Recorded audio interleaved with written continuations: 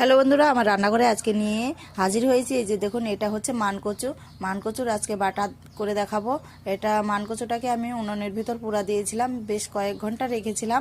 দেখুন খোসাটা এখন পুড়ে গেছে আর কচুটাও ভালোভাবে সিদ্ধ হয়ে গেছে। তো তারপরে আমি এটাকে তুলে নিয়েছি। তুলে নেওয়ার পরে খোসাটা ছুটিয়ে নিচ্ছি। ছুটিয়ে নেওয়ার পরে এখন কিভাবে বাটা করব আপনারা দেখতে থাকুন। এখানে নিয়ে নিয়েছি, কড়াই বসিয়ে দিয়েছি। কড়াইয়ের মধ্যে দিয়ে দিলাম কাঁচা লঙ্কা, রসুন আর একটু কালো জিরে দিয়ে একটু তেল দিয়ে সুন্দরভাবে ভেজে নামিয়ে নিচ্ছি। এখন হচ্ছে বাটার পালা।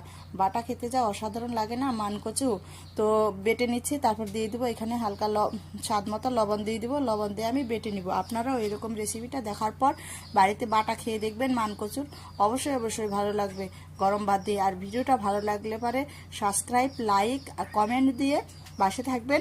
এই দেখুন, এইভাবে আমি বেটে নিব, বেটে নামিয়ে নেব। আপনারাও বাটা রেসিপিটা দেখে